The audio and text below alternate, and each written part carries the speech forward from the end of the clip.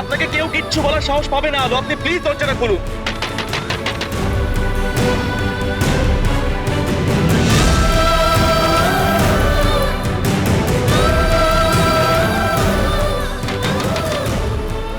কেন এরকম করছেন আপনি?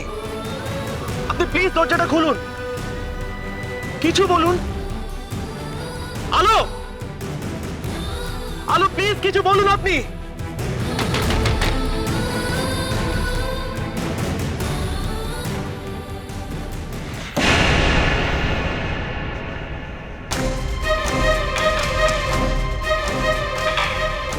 ইন্দু ঘরে যা। কি হলো? বললাম ঘরে যা। সবাইকে খুব বার বাড়তে দিয়েছি আমি, খুব বার বেড়েছে সবাই, আর আমি সহ্য করবো না। সৌরভের বউ বাড়িতে আগুন লাগবে, তার জন্য বাড়ির মেয়েকে হাত উঠবে, এটা আমি কিছুতেই মানতে পারবো না। এটা বাইরের নোংরা মেয়ে। তোকে ঘরে যেতে বললাম তো আমি, ঘরে যা। যাচ্ছি দাদা, তুই যা বলবি আমি তাই শুনবো। শুধু তুই বলছিস বলে আমি মুখ বুজে কিচ্ছু না বলে চলে যাচ্ছি। কিন্তু দাদা তুই চুপ করে থাকিস না, তুই কিন্তু সবাইকে বলিবি আলোর আলোর আসল চেহারাটা। তোকে ঘরে যেতে বললাম তো আমি। কোথাও যাবি না তুই। সৌগত, এমনিতেই ইন্দুকে তুই অনেক অপমান করেছিস, এবার কিন্তু সীমা ছাড়িয়ে যাচ্ছিস। সীমা তোরা ছাড়াচ্ছিস দাদা।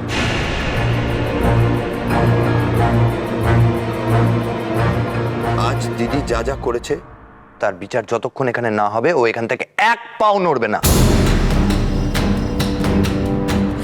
চল মেজো, মেজো ছাড়, তুই এখানে চুপ করে দাঁড়া। ছাড় না তুই।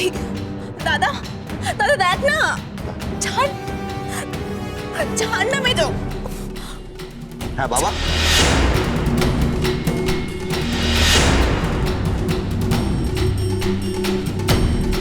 কোথায় তুমি? আরে এই তো আয়া পড়ছি। কেন, কি হয়েছে কি? তুমি তাড়াতাড়ি এসো। বাড়িতে আজ দিদি আর দাদামের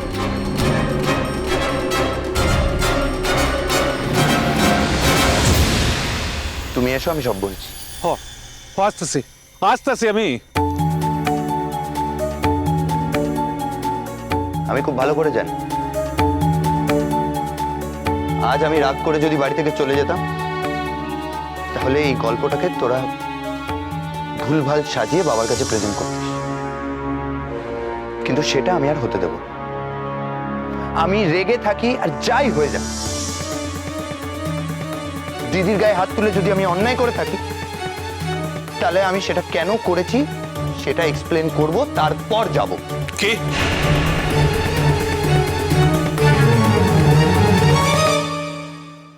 কি কইলি তুই মেজো খোকা? এটা আমি কি শুনলাম? তুমি ঠিকই শুনেছো বাবা। বাবা আজ মেজো আমাকে। চুপ কর, চুপ কর বলছি। কেঁদে তুই বাবার মন গলাচ্ছিস না? বল বাবাকে, বল কি করেছিস বল। আগে তুই ক মেজো খোকা, এটা তুই কি করতেছস? তোর বড় দিদির হাত তুই অত জোরে ধরেছস কেন?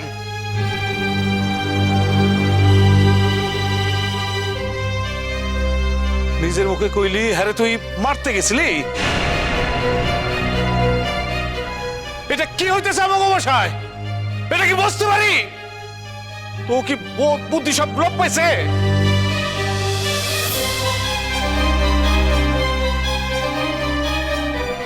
সৌগত, চুপ করে আছিস কেন? বল বাবাকে। এতক্ষণ তো বাবার জন্য অপেক্ষা করছিলিস, এখন কোনো কথা বলছিস না কেন?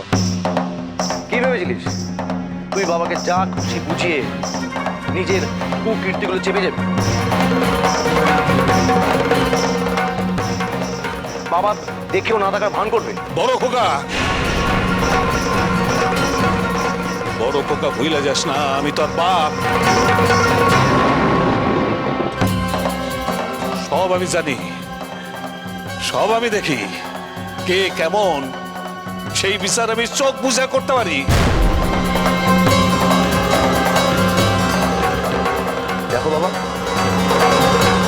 ও যে স্বার্থপর ছোট মনের, এটা আমি জানতাম, কিন্তু ও যে এত নোংরা হতে পারে এটা যদি আমি আগে জানতাম। হ্যাঁ, আগে জানলে কি করতিস?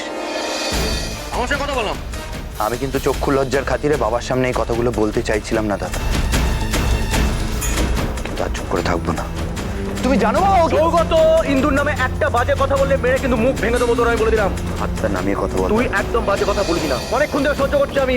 সৌগত ফালতু কথা বলবি না। দাদা, তোর নাটক দেখতে ভালো লাগছে না। মেজোকা, মুখ সামলে কথা বল সৌগত, হ্যাঁ মুখটা সামলে কথা বল। কি করতেছস তোরা? দিদি অন্যায় করেছে, তার জন্য ওকে ক্ষমা চাইতে হবে। ব্যাস। দেখি কে ওকে ক্ষমা চাইতে পারে। এই বড় কথা। আমিও দেখবো যে ও ক্ষমা না চেয়ে এই বাড়িতে কি করে থাকে।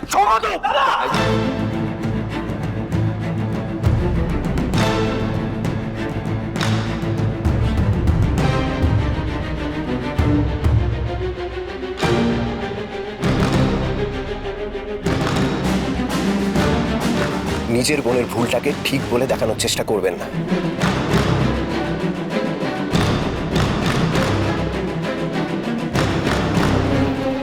ও যেটা করেছে সেটা হলো একটা জঘন্য অপরাধ, জঘন্য।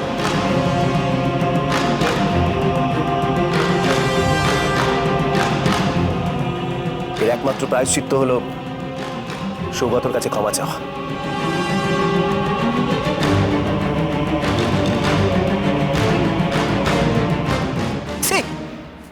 ছি ছি ছি, তুমি এই কাজটা করতে পারলে?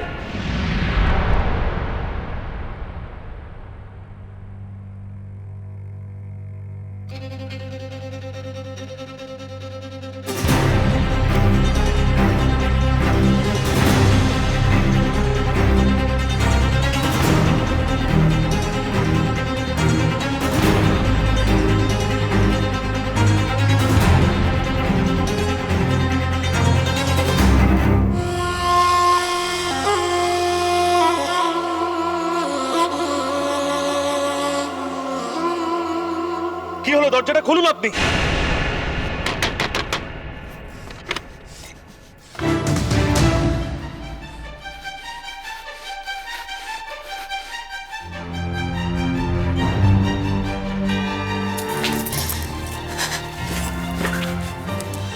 কি কি করছিলেন আপনি এতক্ষণ ধরে? আপনি বুঝতে পারছেন না ঘরের দরজাটা বন্ধ, আমি ধাক্কে যাচ্ছি, আপনি কোনো সাড়া দিচ্ছেন না। আমার মনের মধ্যে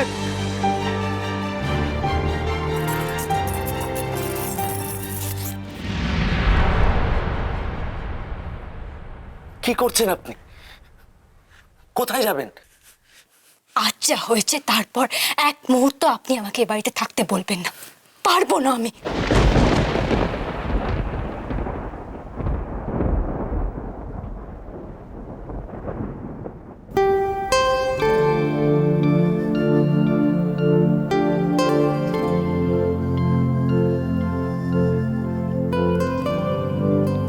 না আলো,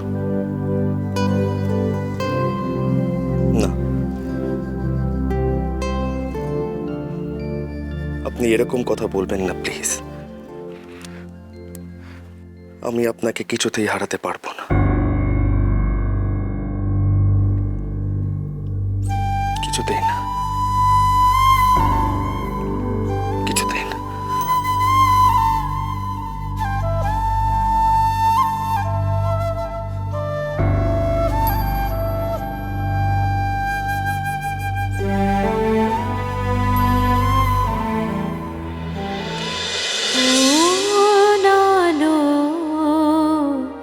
লাগলো চোখে